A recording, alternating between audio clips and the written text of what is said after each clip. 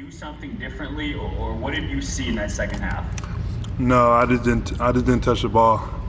They didn't do anything differently. So, Mike, when that happens, is that a situation where you just need to demand the ball more on offense? You're looking for sets to be run, or you need to cut more? What are you looking to do to get yourself more involved when you're not touching the ball?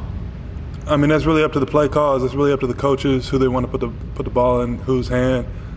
We kept going to Yoke and Maul, and that's, to beat that team, we got to get more players involved. We got to move the ball a little bit better. We can't be predictable against that team. Wow. I don't think I've ever heard a rookie say that in my life. So what is good, YouTube? It's your boy Legendary EA, and we are here to talk about some basketball today. Something happened in basketball that I actually want to talk about, and that's Michael Porter Jr. and how he responded to last night's game. And in this video, I plan on touching up about last night, how the Nuggets played, and why the Nuggets will eventually have a massive problem on their hands. So first off, let's talk about last night. Obviously, Michael Porter Jr., after the game, he went up to the podium, and he pretty much said, Jokic and Murray are great players, but we gotta get that ball out of their hands. And just his cadences, the way that his body language was actually saying it, and all things involved, it was a very, very bad look. Granted, what he said was absolutely right. He was right. Everything that he actually said was facts. Jokic and Murray were pretty much playing two-man ball, and that was co-signed by Mike. He was making all the play calls. However, they weren't hitting it anything. Jamal Murray was selling low-key majority of the game. Homie shot 6 of 15 from the field and was just getting clamped up. Jokic, same thing, predictable. 11 to 23, 26 points, really predictable. On the other hand, Michael Porter Jr. came off the bench, played 34 minutes, shot 5 of 8, 3 of 4 from the three-point line, and had 15 with a plus-minus of 4, while both Jokic and Murray were both negatives. Porter's right. Let's spread the ball more. We have a lot more hoopers to open this thing up because we are way too predictable. But once again, saying that as a rookie, saying that with the body language, the phrases he actually used, it does make him look like a selfish player. I saw the funniest meme. They literally made a 2K12 meme with Michael Porter Jr. saying this, and it is so funny. It's like teammate chemistry down, trust down, like all that. It was so hilarious because that is basically what he did. And the thing is, I think that this creates a bigger problem. I made a video about the Nuggets. A lot of Nuggets fans didn't like it, but I pretty much said that the only way for this team to actually become great is if Michael Porter Jr. becomes their best player. Now, I never saw Jamal Murray blossoming into what he did during the playoffs. However, the factor still remains true in my personal opinion. For this team to actually be great, they need Jamal Murray and Porter to eventually become their best players, especially in the modern NBA. But that does come with a lot of problems. We've seen teams like this before, and look, I credit Denver a lot for drafting amazing players with Jokic, with Jamal Murray, with Porter, with Bol Bol now, with Monte Morris, with Torrey Craig. They got a lot of great talent on their hands. Gary Harris is now back in the lineup. They got so much talent on this team. However, that does come with problems because one of them is blossoming out before our own eyes, and Michael Porter Jr., somebody who easily has the most potential on this team and can easily become a superstar. He's a horrible defender, but offensively, he has a bag. He has everything that the modern NBA thrives on to win a championship. However, with all of these players come egos, and that's the thing that's going to hurt this team.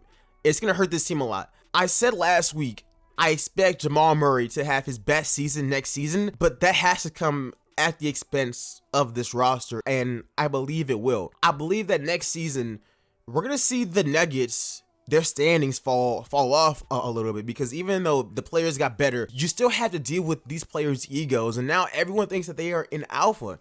Jokic saw himself as the best player. He's a really good passer, a really good facilitator. But now we're going to have Jamal Murray walking up with confidence saying, I'm not passing a thing. I'm going to pull this from half court, from anywhere. I have the green light. And then we're going to have Michael Porter Jr., who he was the #1 player in his class in high school, gets injured, falls to the bottom of the lottery. You guys get a draft steal, but he's like, I was low-key the best player in this class. And now he's going to be trying to prove himself a lot. And then Bol Bol, the same thing. He was the 3rd-ranked player in his class. His first 5 games at Oregon, he's amazing. Projected to be a top 5 pick. Gets hurt, falls to the 2nd round. Whenever he gets in, he explodes. He looks like a demigod out there. I think this team has a massive problem on their hands as far as egos go. I mean, we saw something similar. I mean, people are saying the Thunder, but on that Thunder team, I don't see that because, first off, Kevin Durant was already at a different level. James Harden, he didn't necessarily love his role, but he accepted his role. We never saw them called out publicly. Like James Harden, people call him selfish so much, but on the Thunder, he accepted that role. They even asked him if he wanted to start, but him coming off the bench would be better for the team. And he accepted that role until OKC just wouldn't pay him. And then he was like, well, trade me. I think the Nuggets are going to run into a problem of having too much talent now and too many alphas. Let's be honest, a lot of these guys will be ball dominant. Jamal Murray is going to be ball dominant. Jokic is going to end up being ball dominant because he's such a good playmaker.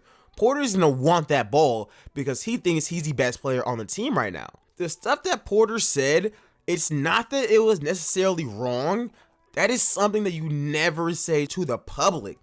Like, you never call out your coach and your teammates. Like, that's something that you just don't do. And I really think that Michael Porter Jr., he's been digging himself a hole for a while with some of his takes. I'm just not sure if like he knows how to properly convey a certain message. Homie's looking a little nuts the way that he's been talking the last few weeks, because even though with this statement alone there is validity to it, I feel like the team chemistry is going to be at a drastic hit. At the end of the day, you guys, all of my videos is to start a conversation. I really want to hear what you guys think about this entire situation, because the Nuggets have so much talent on this team, but we can't keep ranking teams based off of potential, and we gotta do it off of output.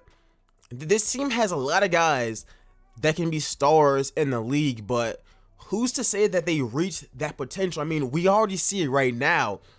Porter has low-key been complaining about Mike Malone for a minute. We can take it back to the beginning of this season when they finally let him play, and him being pissed about them not letting him off of his leash. And then he gets off of his leash and the world sees how amazing he is. And now he's like, look, bruh, we lost his game because you guys played 2-man ball. I sit over here, went 5 of 8, 3 of 4 from the 3-point line with 15 points. The only positive plus minus on this entire team, and yes, I know plus minus means nothing, but the only plus minus on this team, my G, pass me the rock. Like, what are y'all doing around here? So I understand, but once again, coming from a rookie who was unproven and calling out your teammates publicly, even though he wasn't really calling them out, I really want to see what Jamal Murray and Jokic think about this, because we've seen players like Damian Lillard, Vucevic, and a bunch of other players in the NBA respond to him like, you're bugging out, bruh. Regardless, guys, let me know what y'all think about this video. Make sure you go ahead and drop a like on it. Go ahead and subscribe. And tell me what you guys think about this entire situation with Porter and the Denver Nuggets and how you guys see the future. But other than that, I will see you guys in the next video. I am out. Peace, y'all.